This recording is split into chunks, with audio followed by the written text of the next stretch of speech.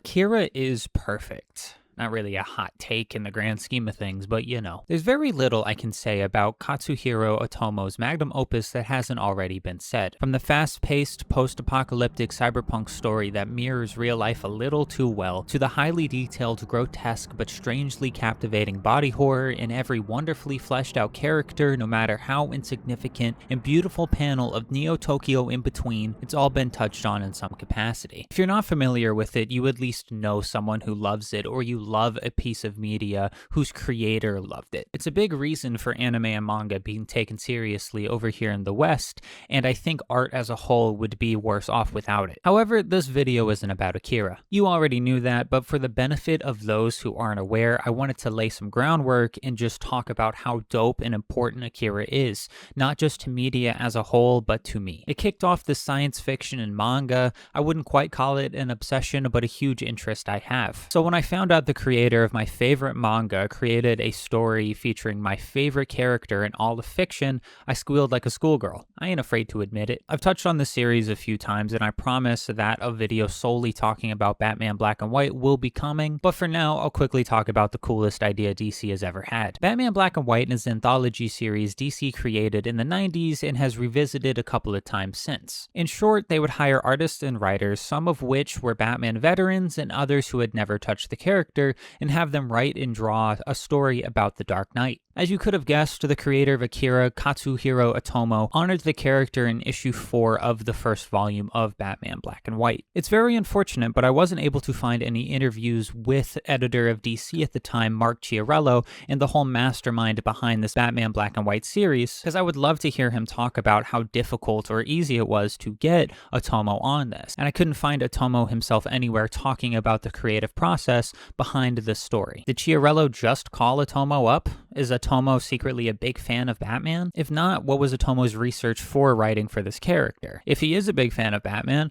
why hasn't he done more? I reached out to Chiarello through Instagram, but unfortunately I haven't heard back yet. There will be a pinned comment below if I ever get a response. We're just about ready to jump into reviewing and summarizing this story, but I wanted to touch on a couple of things real quick. Firstly, if you couldn't tell, this video is a lot shorter than usual, and that's because there's only so much you can say about an 8-page story, so this video is probably just going to be me talking about how dope this art is for however long. I have longer videos if you're looking for something a little more dense and a lot more joke focused. Secondly, don't forget to subscribe and like and all that junk if you end up enjoying the video. Thank you. The story, titled The Third Mask, was written and drawn by Otomo with translation by Joe Duffy. And I'm going to take this pretty panel by panel. I normally try to summarize pages at a time, but because this is so short and I want to focus on how dope the art is, I'm going to kind of go through it very step by step. We see a man traversing the rubble of a torn down building. He then hears a crunch of a footstep behind him and sees the Dark Knight's silhouette. Batman says, "So you're the one. Incredible." And he looks exhausted, almost crazed in this panel. And the amount of detail on this first page alone is just fucking astounding. The high contrast of the blacks combined with the almost antagonistic reveal of Batman really sucks you in. I mean, let's focus on this fucking panel right here. Batman should strike fear into his villains, and Otomo passed that with flying colors. The following page has Batman talking with Commissioner Gordon.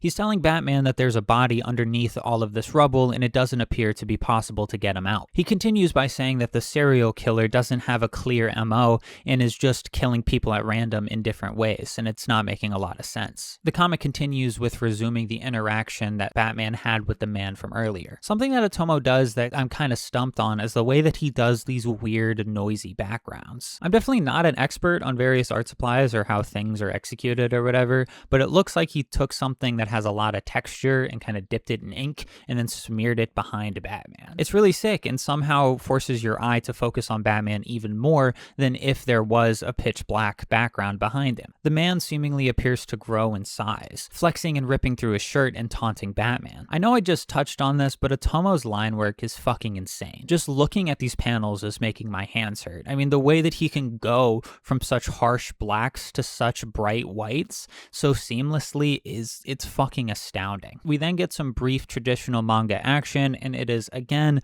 just so astounding. This panel right here is my favorite in the entire story. I love Otomo for his highly detailed urban architecture.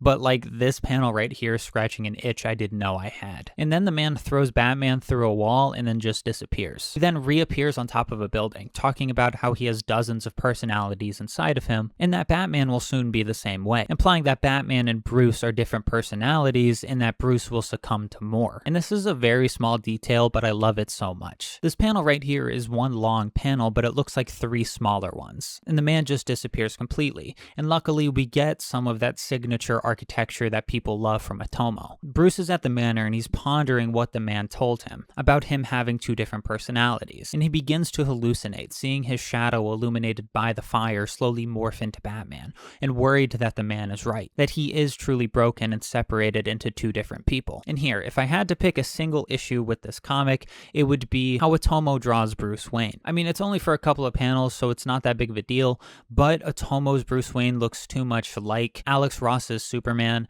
and I don't know, it feels a little uncanny. I don't really know how to explain it. Batman gets called from the bat signal and speeds into action. Otomo uses the highlights of the car and the motion lines of the background to force the Batmobile to the front of the panel, and this allows the Batmobile not to get lost in the black of night. We see that there's a shootout in progress, and the suspect is the suspected serial killer Commissioner Gordon brought up earlier, and over the radio a police officer describes it as the split personality serial murders. I've read this story so many times, and I'm just now realizing how close it is to M. Night Shyamalan's movie Split. Not really important to the story, but I thought I'd mention it. We then get yet another, orgasmic panel of Gotham City, and we see the man from earlier has just caused a large explosion. And this panel of the man's silhouette in front of the light from the fire feels straight out of Akira. We then see the bat signal being distorted by the smoke of the clouds, and the GCPD has the man in their sights and begin to open fire, but miss completely. Then the Dark Knight arrives, and we see the man with a smirk on his face, believing that he is right about Batman, and he's the catalyst for Batman's psyche to begin splitting into more and more personalities. And the comic comes to a close with Batman emerging from the light of the fire,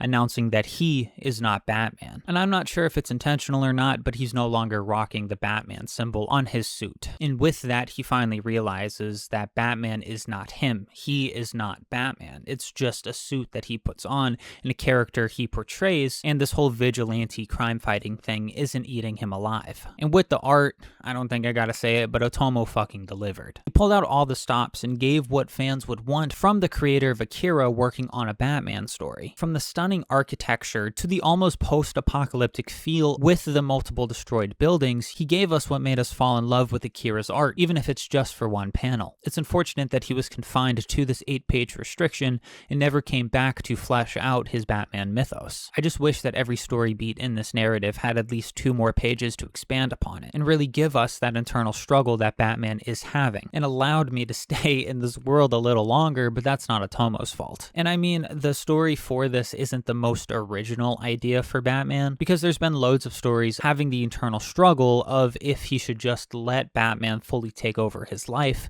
but it's great for what it is. I can almost physically see what a continuation of this story would look like. I mean, imagine Otomo drawing Clayface or even Mr. Freeze and making him look all cyberpunky and retrofuturistic. Imagine what the fucking Bat motorcycle would look like. I just want a whole trade or a whole issue, give me a whole 30-page issue, Otomo, of Batman. And it's as much as I want more of Otomo's Batman, I'm just happy that we can live in a world where such a prominent manga artist works on such a popular Western superhero, and I can't really think of another time where this has happened. I'm aware of One Punch Man's creator doing a bunch of fan art for Marvel, but has there been another instance of such a popular manga artists like this that have come over and worked for the big 2 in a long-term format? I just think of other possibilities like this. What if Toriyama came over and did a Batman story before he passed? And what's the creator of PTSD Radio? I can't remember his name. I'll put it on screen right here. But what if he did a Swamp Thing story or something? There's so many possibilities, and I just wish there was more of this sort of thing happening. And that's why I call Batman Black and White the coolest idea DC has ever had, because it allows stuff like this to happen. So if you haven't read Batman Black and White, please go do so now. The trade is very cheap, and you'll find new artists to love and new artists to hate. And please, if you guys know of any other instances of a prominent manga creator coming over to work for the big 2, please comment them down below. I would love to see more and possibly review more. Like I said, this video is really short, so go check out my other ones if you want some long form joking content where I shit on bad comics. Go read something good, whatever.